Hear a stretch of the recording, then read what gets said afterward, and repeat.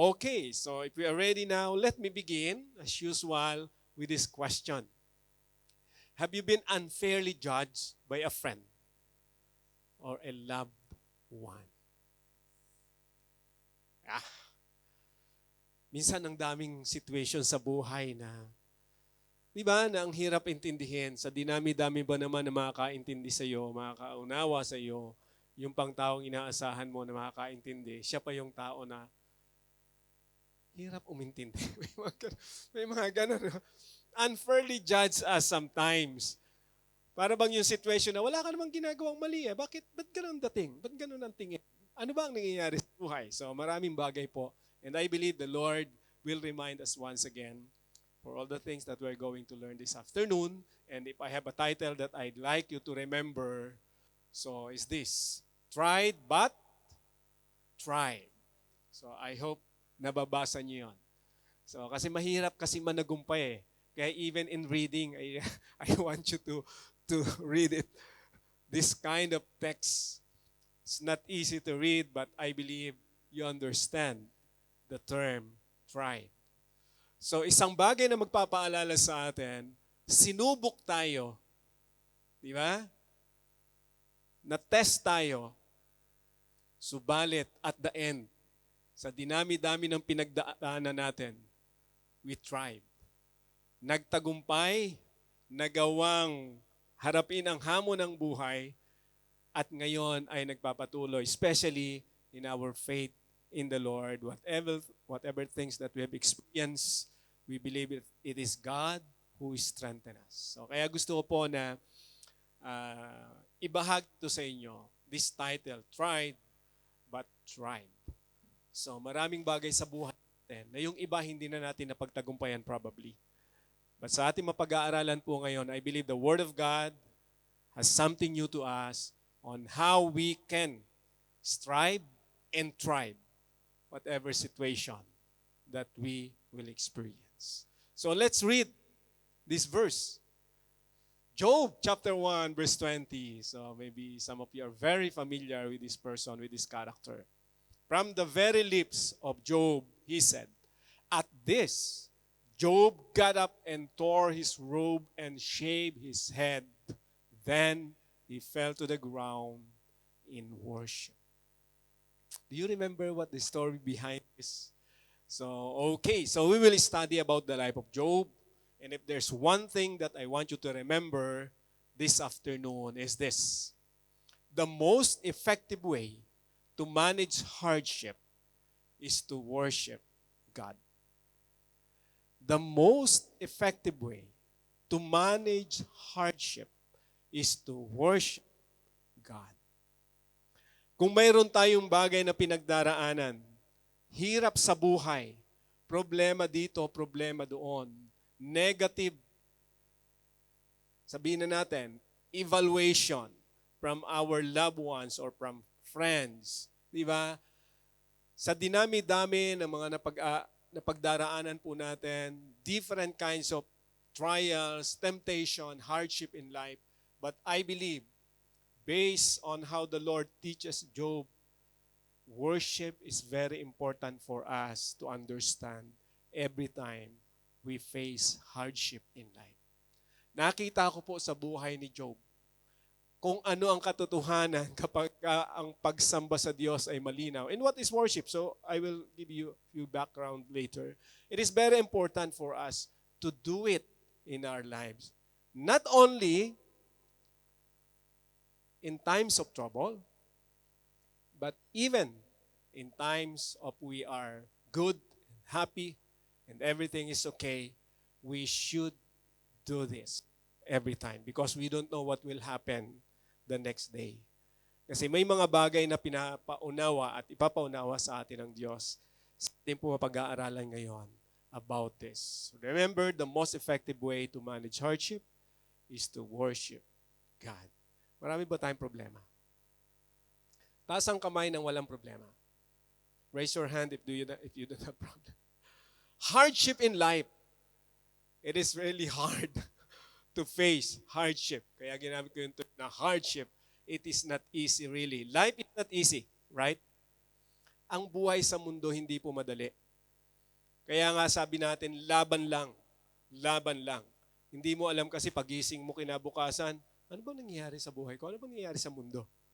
So, laban lang mga kapatid. Okay, let's begin.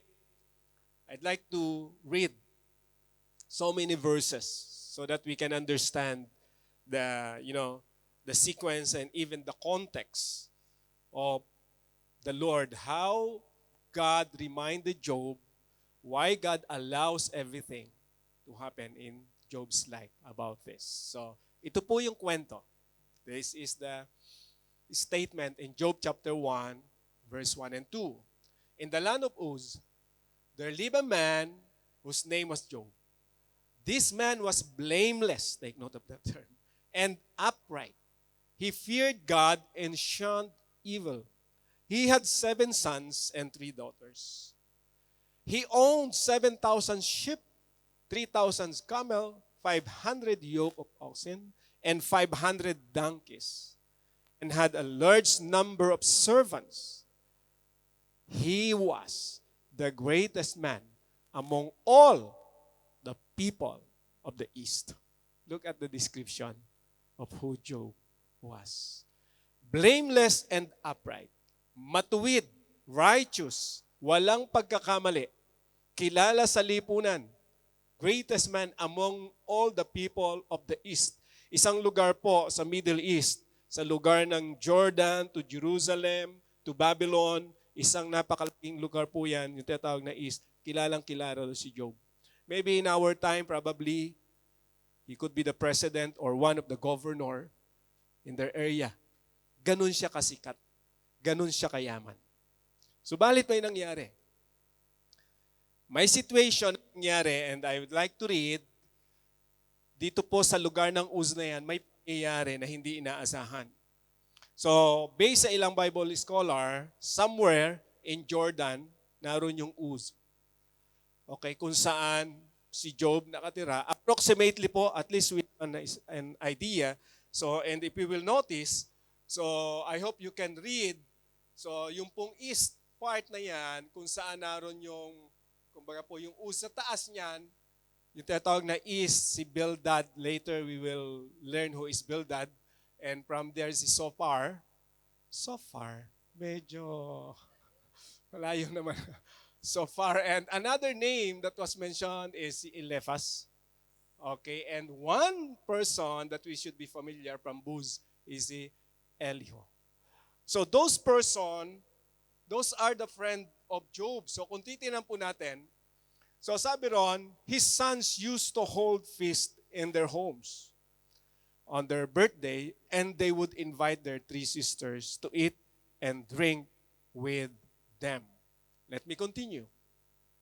Okay. When a period of feasting had run its course, Job would make arrangement for them to be purified.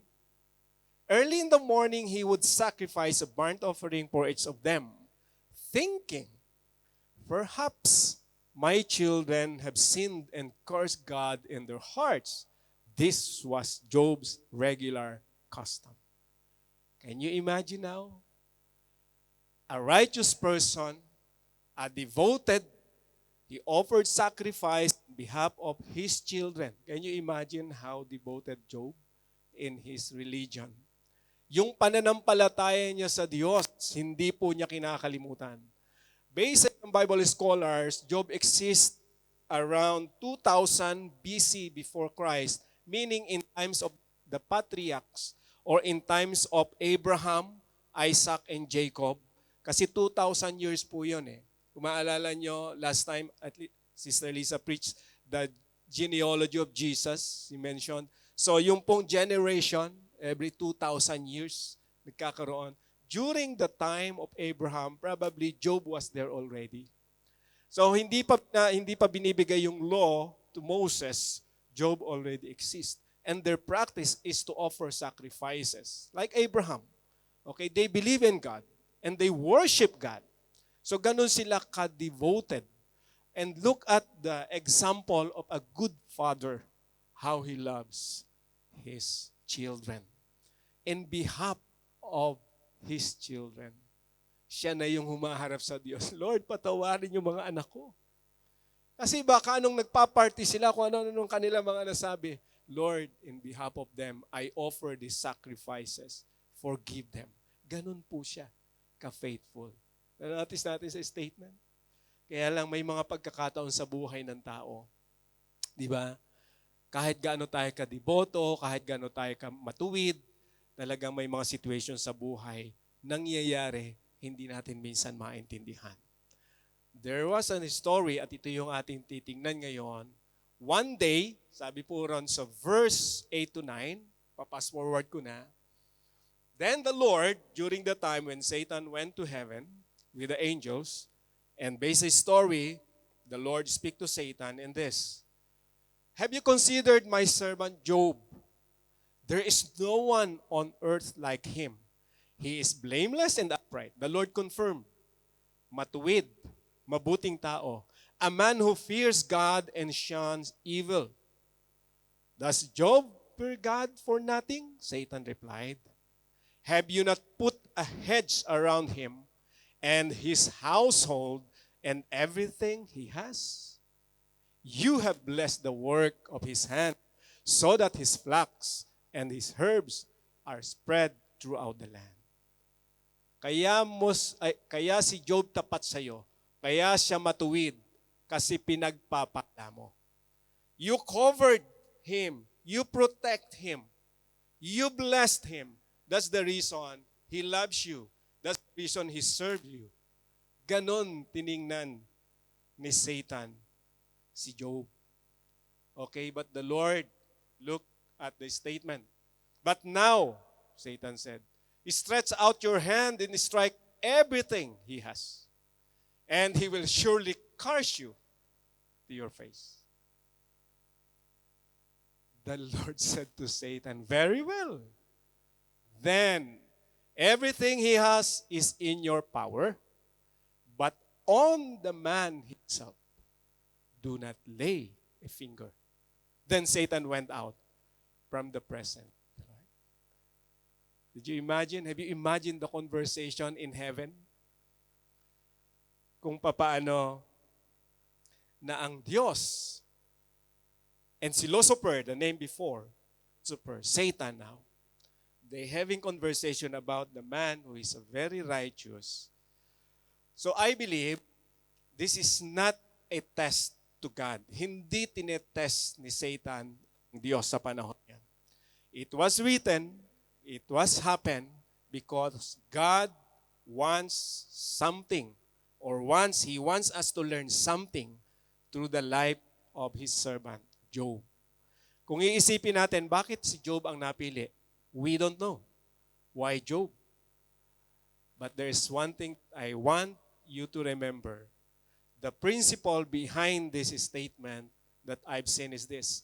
Nothing will happen to the life of a person who serves or fear God or serves the Lord without God's approval, without His approval. Walang mangyayari sa buhay mo bilang mananampalataya sa Panginoon, anuman kung hindi pahihintulutan ng Diyos. Based sa nangyari po, sabi ni Lord kay Satan, sige, gawin mo lahat kung anong gusto mong gawin, pero wag mong gagalawin, even his finger. Ibig sabihin, wag mong kakantiin ang kanyang physical na katawan. Then what happened, mga kapatid? If you are familiar, let's read the detail.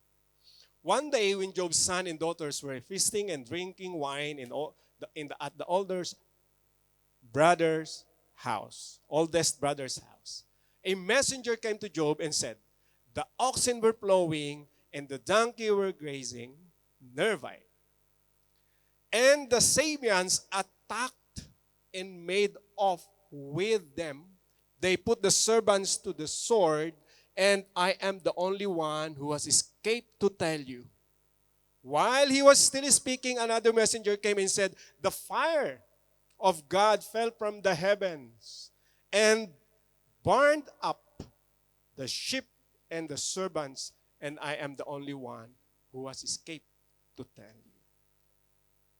If you will notice, so Sabian, okay, as part of our study, Based po nung araw, itong part na to, Sabian is somewhere in Saudi Arabia.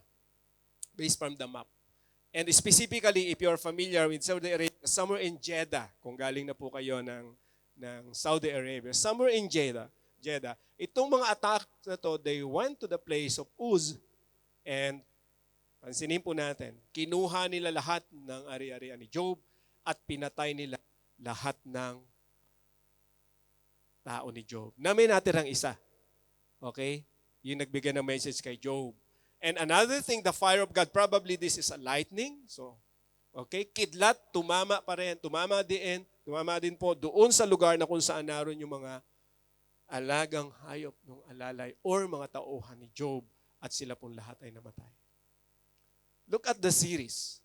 While he was still speaking, another messenger came and said, the Chaldeans formed 3 raiding parties and swept down on your camels and made off with them. They put the servants to the sword, and I am the only one who has escaped to tell you. Wow. Hindi pa tapos magsalita, another messenger came. So can you imagine? Probably si Job, nagkakapi-kapi pa lang siya noon. Then the message came, may nag-chat, Job, ito yung nangyari sa iyong mga alaga. Di ba, si Job, hindi pa niya tapos basahin. Kinukuha ko yung context natin ngayon, di ba? Kasi nung araw wala chat eh. So, but probably now we can receive the message through chatting or through messenger or through whatever, di ba? So, hindi pa ni Job tapos basahin yung message, another message came, then another message came, the third message is this, and there's another, if you will notice. While he was still speaking, yet another messenger came and said, your sons and daughters were feasting and drinking wine at the oldest brother's house. Or when suddenly a mighty wind swept in from the desert and struck the 4 corners of the house. It collapsed on them and they are dead. I am the only one who has escaped to tell you. Oh. Gaano kaya kabigat? Tayo in our generation, if one of our loved ones died through sickness, probably, or accident, grabe na yung ating pong sakit na nararamdaman. We mourn a lot for the loss of our loved ones.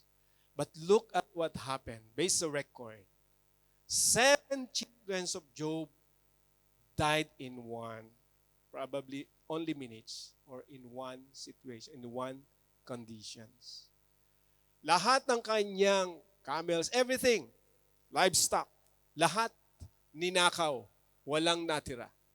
Nasunog. Can you imagine? So maybe in our times today, we can imagine.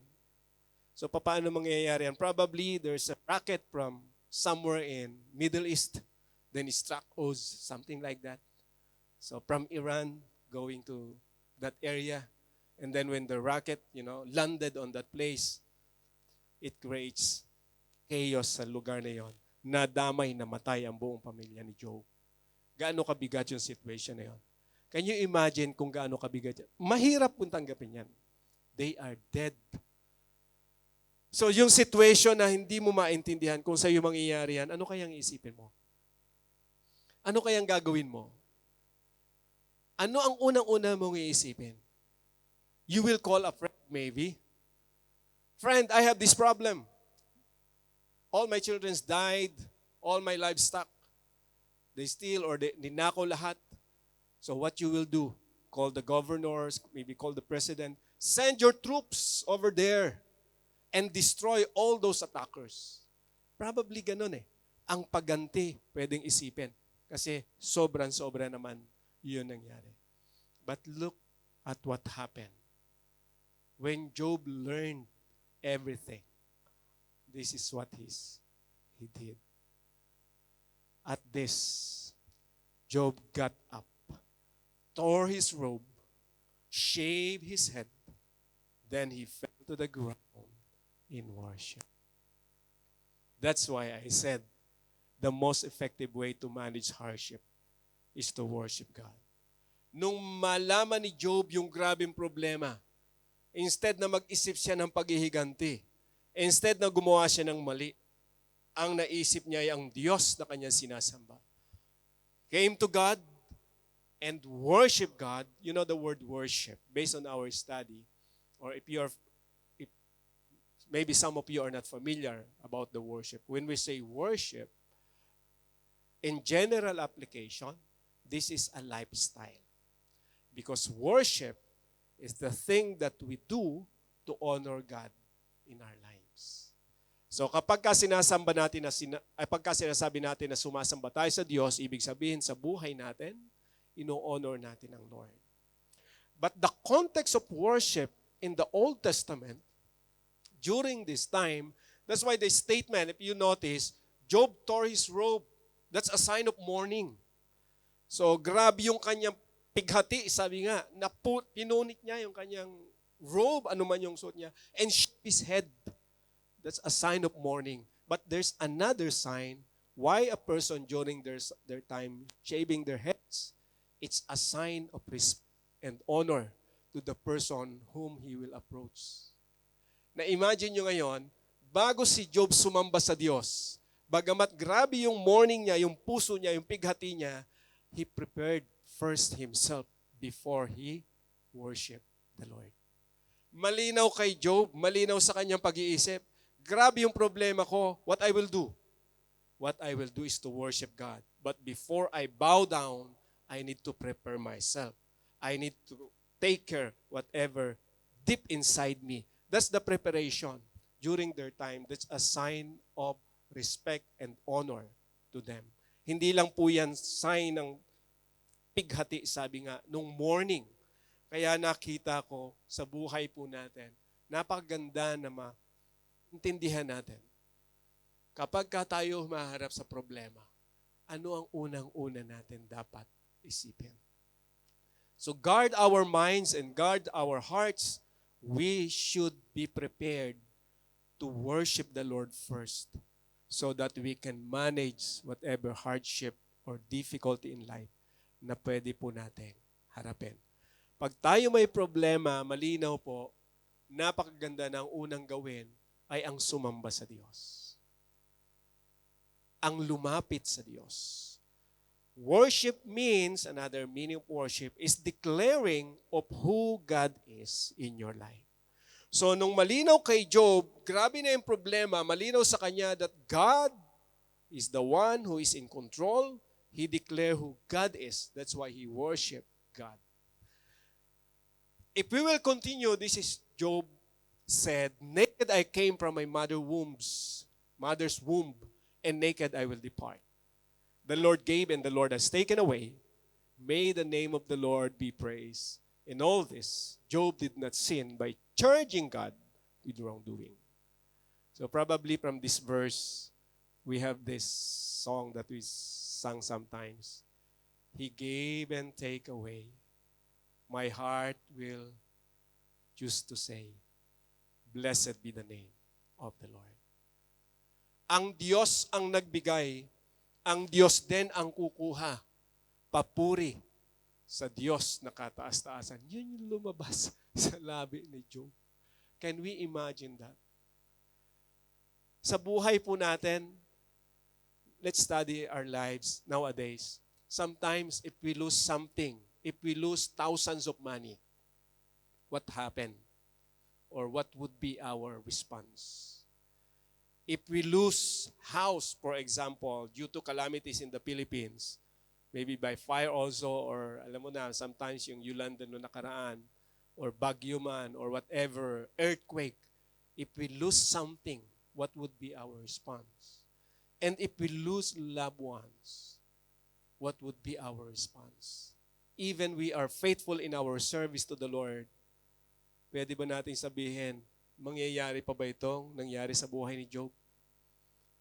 Who knows? Diba?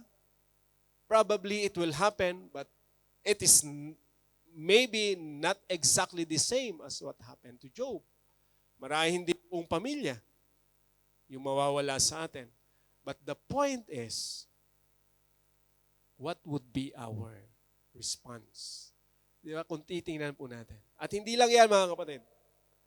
Marami pang nangyari sa buhay ni Job and titingnan po natin. Again, Satan went back to heaven. This is the second time now. Then the Lord said to Satan, have you considered my servant Job? There's no one on earth like him. He is blameless, the same statement before, and upright. A man who fears God and shun evil. And he is still maintain his integrity, though you incited me incited me against him to ruin him without any reason. That's the conversation. Napatunayan mo siguro, Satan, sabi ni Lord sa kanya, na siya ay totoong lingkod ko, siya ay totoong righteous. Kahit na anong ginawa mo sa kanya, look, he still maintains his integrity, na natili pa rin siya sa kanya kalagayan, katangian bilang totoong naglilingkod sa Diyos. Then Satan replied, skin for skin. Satan replied, a man will give all he has for his own life. But now, another term from Satan. Stretch out your hand and strike his flesh and bones, and he will surely curse you to your face. The Lord said to Satan, very well, then he is in your hands, but you must spare his life. Remember the principle that I've said before? Nothing will happen in our lives, especially if we serve the Lord, without His permission.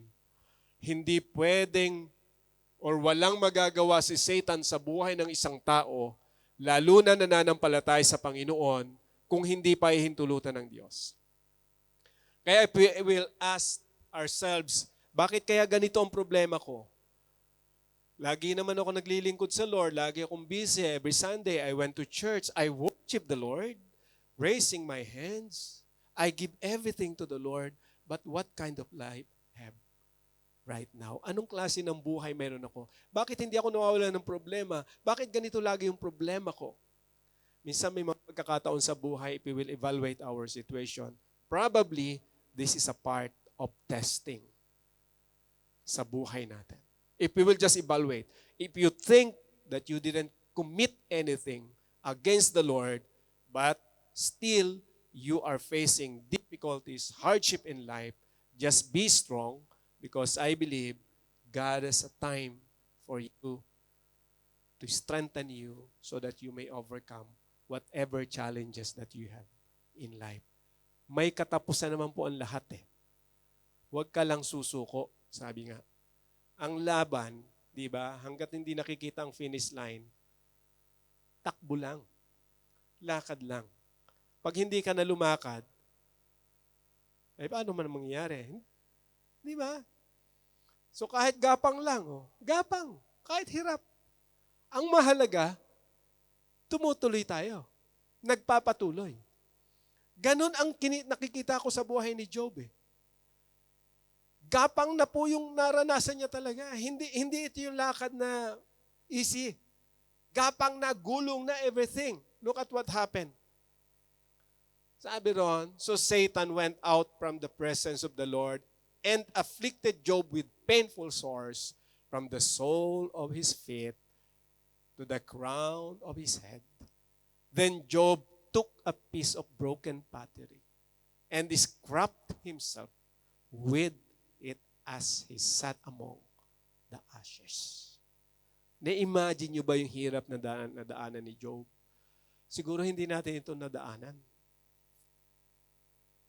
Hindi, umupo ka lang sa abo, hindi mo na magawa eh. So look at what happened. You know the reality here? Satan, sabi ron, afflicted Job with painful sores. It is Satan, not God.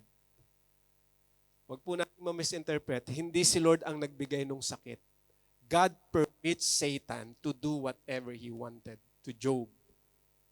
Pero ingatan mo, Satan, ang buhay niya sa akin. You cannot take his life. Do whatever you want to his flesh. Boom! Nagpadala si Satan na isang klase ng sakit. Kaya nung binabasa ko to, Satan is not a myth, mga kapatid. Kasi yung iba dating, those evils are just a myth. They are not real. They are not true. That's only in their mind. Hindi po myth si Satan. Hindi siya yung kathang isip. Siya ay totoo, nag-i-exist siya. The devil, kaya if you heard some in Philippines, kulam-kulam, that's true. Brother Alfie testified before. And I talked to a person who practices this kind of witchcraft before in the Philippines, but now he's already born again. I talked to him.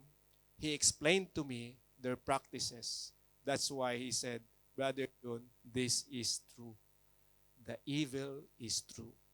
We have this kind of prayer. We have this kind of book. When we pray for that, when we pray this, and even when we look at the girl, that's how proud he is. Kasi practice niya before kulam-kulam and yung hypnotism. They hypnotize people. I can look at the eyes of that girl. I can speak to him, or to her rather, and after a few minutes, I can get her out wherever I go. She can follow me, whatever I wanted for her. Is it real? Yes. Hindi lamang isa, dalawa, tatlo, name it, sabi niya sa akin, na ginawa ko yan, the hypnotism, the power of evil. But praise God, because he was released from that power. He testified at nakita ko kung anong kabutihan ng Diyos sa buhay niya. Afflicted Job with painful sores. Probably in some who doesn't believe the Lord, they will say, because of your stress, that's why that's what's happening to you. Look at your body now. So many sores or bulutong or whatever it is. Diba? Dahil sabi nung iba, based on science, kapag ka-stress daw tayo kasi, yung ating flesh, kung ano-anong tumutubo dyan. Probably that's true, scientifically speaking. Yung stress kasi talagang nag-create yan ng something, different from our, inside us, the flesh. So nagkakaroon po ng problema. But this statement, this is not just about stress. Probably Job is stressed. May sino ba naman mamatay? If your loved ones died, all your livestock, of course may stress ka talaga. But this statement is not about stress. This is about the works of the devil in Job's hands. This is the testing of the Lord to him.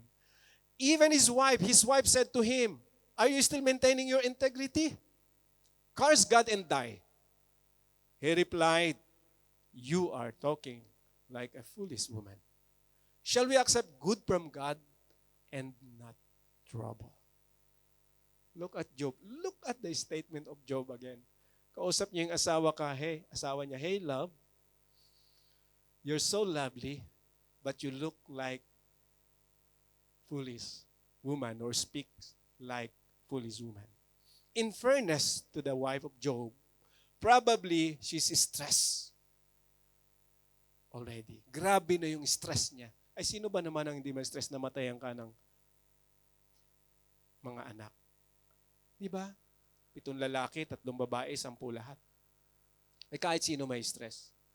In fairness to the wife of Job, probably nasabi niya to, curse God and die.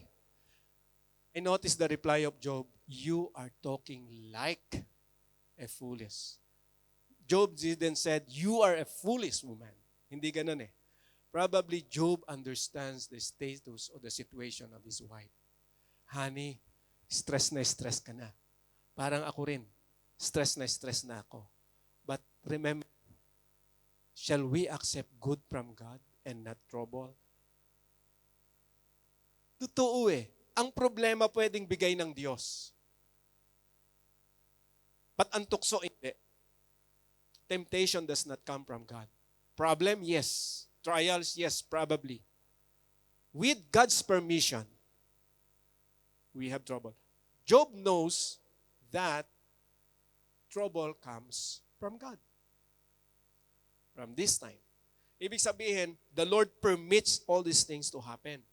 Hinahintulutan. Ibig sabihin, he still believe in the Lord that God is in control of everything. Hindi lamang mabubutihani yung tatanggapin natin, pati mga bagay na hindi maganda, pinapahintulutan ng Diyos. Look at this. Pati yung asawa niya, hindi na siya naintindihan. No? Someone na pwede niyang malapitan, maging kalakasan, pero hindi nangyari.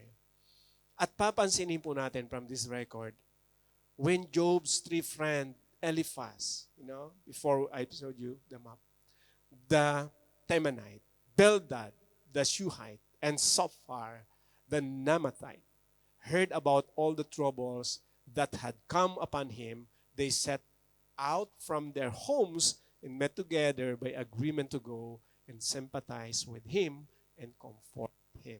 I showed you this map before. Look at from where his friends came from. So, from the east of Bildad, di ba? The Temanites somewhere in Israel, and Naaman or Zophar somewhere sa panahon po natin, somewhere on top of Israel, Syria, or probably Lebanon. And those three, nag-gather sila. Imagine how many days or probably months before they met. Of course, the news is scattered, not like in our times today, but in few seconds, you can have the news. During Job's time, alam naman natin, almost 4,000 years ago in our time today when it was happened. Di ba? So 2,000 from Job's to Jesus and Jesus to our, di ba? Years today is almost 2,000. 4,000 years ago. No telephone, no radio, no TV. So who give the news? Friends. Di ba? Balitaan na lang. Hindi ito marites, pero totoo to. So ito nangyari kay Job. Di ba? At yung from Uz, iikot siya. Pupuntahan niya yung mga taong pwedeng nakakilala, mga well-known people, probably friend of Job. Di ba? Sa panahon natin ngayon, probably mga dignitaries, di ba? Mga representative ng bawat bansa. Bigatin si Job eh. Kilala siya doon sa lugar niya. It will take months, probably 3 to 6 months or more, na Job nagsasuffer na ng ganon bago maalaman ng mga kaibigan niya at sila ay pumunta ron. What happened? When they saw him from a distance, they could hardly recognize him. They began to weep aloud, and they tore their robes and sprinkled dust on their heads. Then they sat on the ground with him for 7 days and 7 nights. No one said a word to him because they saw how great his suffering was. Diba? That's their common practice. Pag sila ay nakikipaglamay, nagmumorn, they tore their robes. They sprinkled dust. Si Job iba eh. He shaved his hair. Sila po, siguro wala silang pang shave at the time. They just sprinkle dust on their heads. Kasi that's a sign of mourning. Pakikiramay. That's their culture before. Pag nakiramay. Ngayon tayo, pag nakikiramay, pupunta lang tayo, di ba, sa namatayan. Comfort lang natin, kapi-kapi tayo. Ganun lang. Enough. And then, go home na. Prayer, di ba, may mga service tayong ginagawa. During their time is iba po. And kaya ko hinighlight yung 7 days and 7 nights. Look at the status of their emotion. 7 days, 7 nights, hindi kayo nag-uusap, pero you are in one place, no talking. Just, seeing each other. Walang binanggit kung nagbubulungan yung tatlo. Tingnan mo si Job, hirap na talaga. Anong gagawin natin? Wala. No talking. Of course, they eat probably. Mamamatay sila niya pagkain. Pero yung magsalita, Job, kumusta ka na? Wala 7 days and 7 nights. Wala man lang nang umusta. Grabe yung hirap. Pag binasa niyo po yung chapter, okay, the background of this, if you will read the book of Job. Try to read the whole book of Job. From verse 1 to 2, you will notice the story, how Job, afflicted with this kind of problem. And then beginning from chapter 3, later we will read, up to chapter 37 almost, those are the conversation of these three. Sa dinami-dami ng chapter ng Job, almost 35 chapters. Nabuo kasi for 7, nung sabi ko, natatawa ko, kasi naman 7 days hindi kayo nag-uusap. That's why the whole story of the book of Job is only in their conversation. Naipon. Kaya nung nagsalita sila, almost 35 chapters out of 42 chapters sa kanila lang. Yung kwentuhan lang nila, yung sisihan nila, yung kung paano nila sisihin si Job, kung paano nila bigyan si Job ng, wrong judgment. Kaya yung tanong ko kanina related doon. Naipon po. So in chapter 3, what happened? After this, Job opened his mouth and cursed the day of his birth. He said, may the day of my birth perish, and the night that said, a boy is conceived. That day may it turn to darkness. May God above not care about it. May no light shine on it. Look at the depression. Sa buhay po natin, pag grabe na yung depression mo, in Tagalog parang sinabi mo, bakit pa ako nabuhay? Sana hindi na lang. Sana. But very careful si Job, no? If you will notice sa kanya mga salita. The word curse the day of his birth is not the same as our definition of curse today. In Tagalog, pag sinabi mo kasi na isinumpa, curse, hindi yung akala natin na isinumpa talaga yung araw. No. In some word, if you will look at the original term, be little or kumbaga sa wikang Tagalog para ini-small mo lang yung condition na yon. Parang binabaliwala mo. Hindi ito yung curse na talagang isinumpa mo na hindi na sana ako nabuhay. Sinusumpa. Parang galit ka kung ano mang pinagdaaran mo. No. This term means belittled or you look at it as not important to you. Kaya nung sinabi niya, sana hindi na lang ako nabuhay, tingin niya sa sarili niya, wala, hindi naman ako mahalaga eh. Kung ganito lang ang magiging buhay ko, sana hindi na ako nabuhay. That's in chapter 3. From chapter 3 to chapter 37, you will notice the conversation. They have different conversation. But look at in chapter 38 for us to understand what happened in that conversation. Then the Lord spoke to Job out of the storm. He said, who is this that obscures my plans with words without knowledge? That's from the Lord. Verse 16, have you journeyed to the spring of the sea or walked in the recesses of the deep? Have the gates of death been shown to you? Have you seen the gates of the deepest darkness? Have you comprehended the vast expanses of the earth? Tell me if you know all this.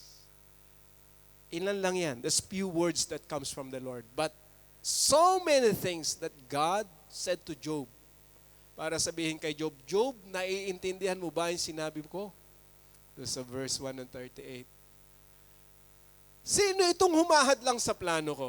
Look at the conversation. Because he was talking to Job, and of course, 3 of his friends, and Elihu, another friend who is younger than them, advised Job and even his 3 friends about the situation.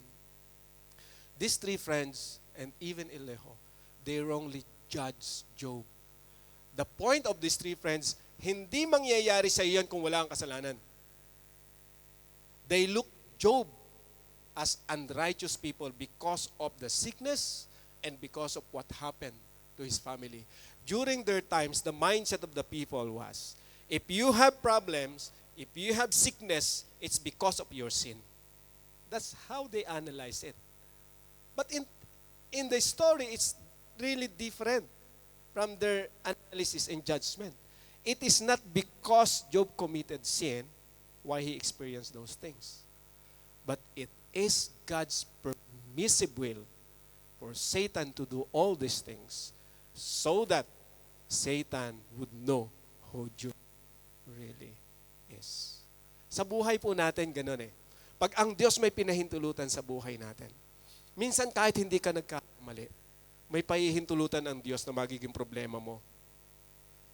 Kinakailangan harapin natin ng tama. Sa sobrang stress siguro ni Job na sabi niya, sana hindi na ako nabuhay. Kaya kinausap siya ng Diyos. And if we will continue, Job answered the Lord, I am unworthy. How can I reply to you? I put my hand over my mouth. I spoke once, but I have no answer. Twice, but I will say no more. And he continued in 42. Then Job replied to the Lord, I know that you can do all things. No purpose of yours can be thwarted. Now Job realized of who God really is before him. Pag binasa natin yung kwento, during the conversation of Job with his friend, Job, of course, defended himself. I am a righteous person. I didn't commit anything against the Lord. Gusto ni Job ipaunawa sa mga kaibigan, mali kayo, friend. Wala akong pagkakasalang nagawa. Sabi ng kaibigan niya, no. Magsisi ka. Tamo nangyayari sa buhay mo. Puro ka problema. Repent. Hindi pwede mangyari sa iyo kung wala kang kasalanan. Iba-iba yung iba-iba yung idea ng tao. Di ba minsan sa buhay natin, sometimes we are too busy sa church and then may naging problema tayo. Some people judge us wrongly.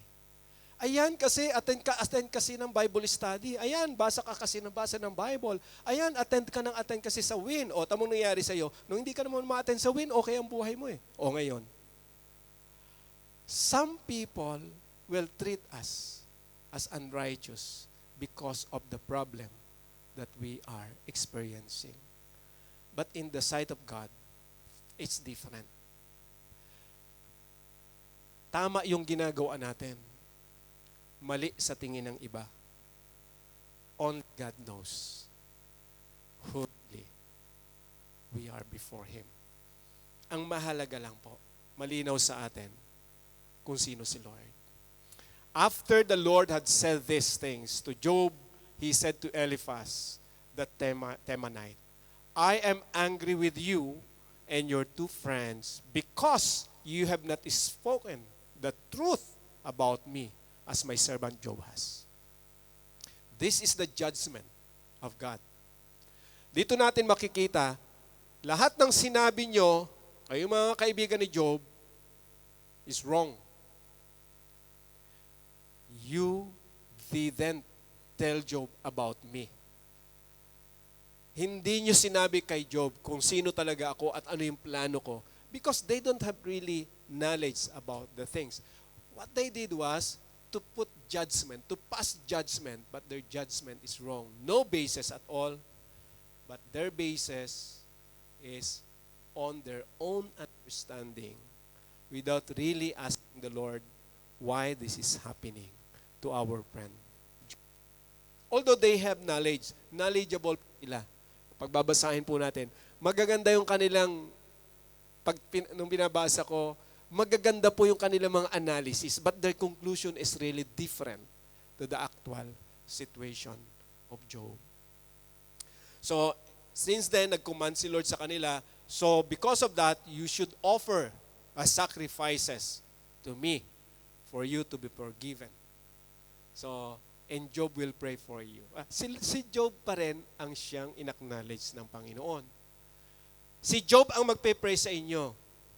Pag hindi kayo sumunod sa akin at hindi kayo naipag-pray ni Job, kayo yung makasalanan. And during the time, pwede magparusa ang Diyos. That's why after Job had prayed for his friends, the Lord restored his fortunes and gave him twice as much as he had before. After a long suffering, proven that Job is really righteous before the Lord, devoted, dinoble ng Panginoon kung anong mayroon si Job. Sa buhay natin, di ba? Probably kay Job is different during their time. But in our time today, the story of Job is a good reminder to all of us.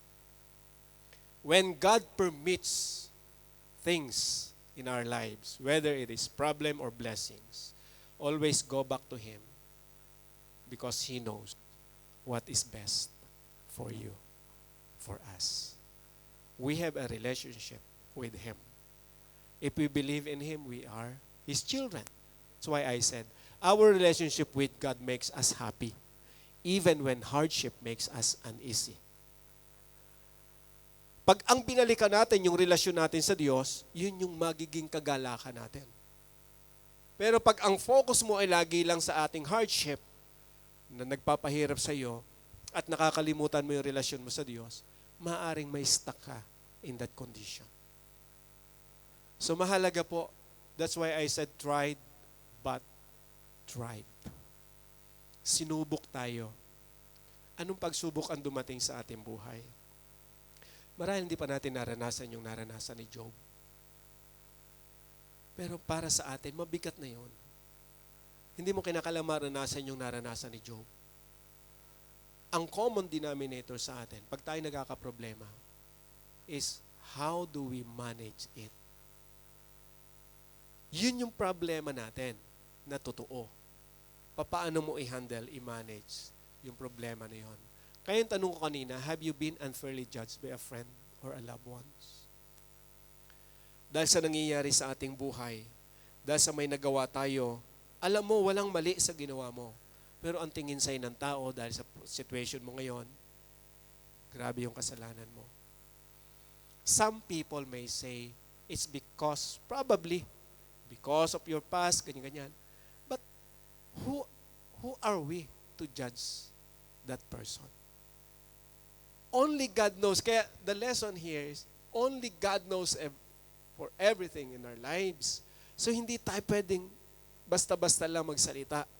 At sa buhay po natin, let me remind you, if you are faithful in serving the Lord, and if you are, despite of your faithfulness, serving God, and you are facing problem, na para bang sa tingin mo, dapat hindi ako may problemang ganito eh. Dapat sa kaibigan ko to eh. Hindi ito dapat sa akin. Kasi siya naman yung makulit eh. Hindi naman ako eh. Di ba? Kung pwede lang ipasa yung bola sa kaibigan, ipapasa na eh. Pero hindi eh. Life is not really easy. Hindi mo pwedeng ipasa yung problema mo sa iba. Huwag ka rin namang mag-alok ng, okay, palitan na lang tayo ng problema kasi grabe ang problema ko. O sige, saluhin mo yung problema ko, akin ang problema. Ay, paano kung mas mabigat yung problema niya? Ay, di lalo nagka-wendang-wendang yung buhay natin. Di ba?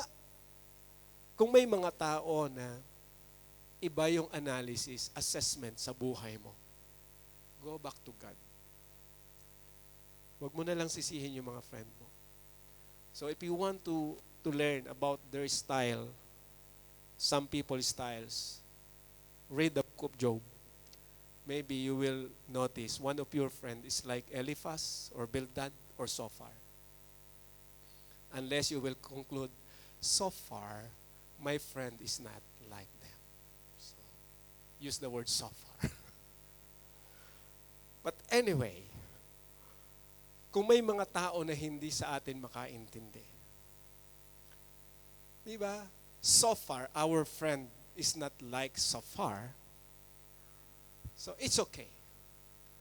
Okay lang. Di ba? Ang mahalaga sa ating buhay, malinaw sa atin kung sino ang Diyos. Kaya sabi ko kanina, the most effective way to manage hardship is to worship God. Anumang sitwasyon, mga kapatid, sa buhay, walang ibang the best solution but to worship the Lord.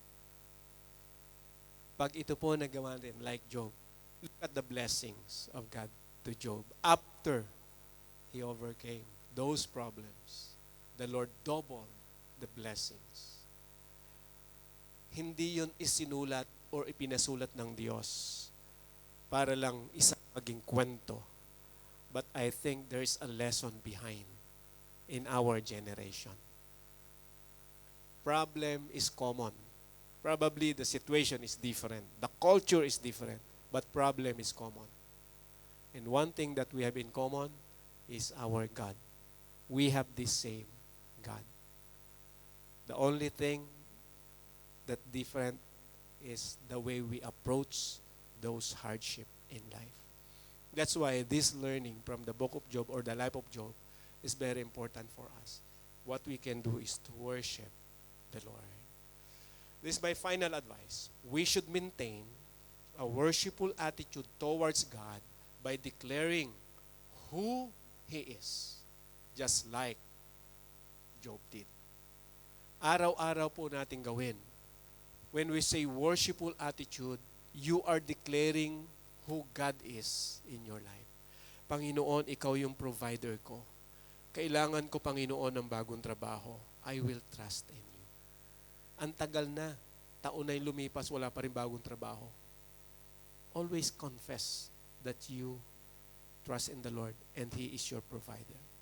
Lord, kailangan ko ng ganitong halaga. Kailangan ko, Panginoon, ganitong klase ng lahat ng yan. Let's lift up everything to God. Ipagkatiwala mo lang. Declare that God knows everything. Alam niya kung ano makabubuti sa iyo. That is worship. Sinasabi mo kung sino ang Diyos sa buhay mo. And of course, added to that, so we got in this place, we worship the Lord together because we want to declare of who God is in our lives. Kaya mayroon po tayong ganitong mga gawain. This is part of our serving or service to God. Through this fellowship, we declare of who God is. Sinasabi natin kung sino ang Diyos sa ating pong buhay. Kaya kung tatanungin natin ang ating sarili, gaano mo kakilala ang Diyos sa buhay mo? Because every time you bow down in worship, you declare who is, Lord, you are my. Kung paano mo siya kinikilala, say it. If you are my creator, believe in Him that He knows everything for you. And if you're a friend, avoid passing judgment without a proper basis. Kung tayo naman yung kaibigan ni Job, it's better to be quiet. Okay na sana yung 7 days na hindi sila nag-usap-usap eh. Di ba? Ayos na yung 7 days eh. Kung natapos doon sa chapter 2, solved na. Kaya lang nadagdagan chapter 3 hanggang, can you imagine to 37, kwentuhan, sisihan. Kaya minsan sa magkakaibigan yung magdamag, hindi matapos yung kwentuhan. Puyat na talaga naman, kwentuhan pa rin eh. Minsan kahit nag-aaway na kayo sa kwentuhan, pero saya sa inyo pa rin magsisihan. Kasi ikaw kasi, ganyan. Okay lang, bes. Oo nga. At the end of the day, wala rin mang conclusion na maayos, So minsan ang buhay natin, ganun eh. So avoid passing judgment without a proper basis. What we should do is, if you don't know anything, just quiet. Ipag-pray mo na lang, Lord, wala akong idea kung bakit niya naranasan yon. Strengthen him or her. Huwag ka na mag-isip ng kung ano-ano. Bakit kaya nangyari sa kanya yun? Siguro ganyan. Siguro ganon. Siguro. Tapos kikwento mo, alam mo nangyari sa ganito? Siguro ganyan. Allah, kung saan na napunta. Then at the end of the day, ano sasabihin sa iyo ng Panginoon? Di ba? Pinagalitan niyo yung magkakaibigan eh. Naggalit si Lord eh. Nagkasala kayo, mag-offer kayo sa akin. Ibig sabihin, humingi kayo ng kapatawaran. good lesson for us. Di ba? Tahimik, sabi nga nung kasabihan, no talk, no mistake. Or umpisahan sa less talk, less mistake. No talk, no mistake. Ganun lang yun eh. So ipag-pray mo na lang. So di ba, kaya mga kapatid, marami pa tayong pwedeng matutunan sa buhay ni Job. The most effective way to manage hardship is to worship God. Kahit sa kaibigan mo, nabalitaan mo may problema. Purihin mo ang Diyos, sambahin mo ang Diyos. Probably the Lord will give you wisdom how to counsel with a proper basis. Sa buhay ni Job, kung ano man naranasan natin, magtiwala lang lagi sa Lord. Parang si Job. Kumusta po tayo? Kumusta ang ating mga problema? Diba? So far, okay. Nakaka-relate tayo, no? So that's life, mga kapatid. And I believe, may plano ang Panginoon na mas mabuti kaysa sa problema na nararanasan natin. Tandaan niyo po, mga kapatid, yung blessing ni Lord, dinoble niya eh. Ibig sabihin, pag may pinahintulutan siya na tinetest niya tayo, pasalamatan mo lang siya. Hindi mo alam, pwedeng doblehin ng Diyos kung anong mayroon ka ngayon. Who knows? Pwede kang pagpalain ng Panginoon higit sa iisip mo. But it is a matter of our faith in God. Amen?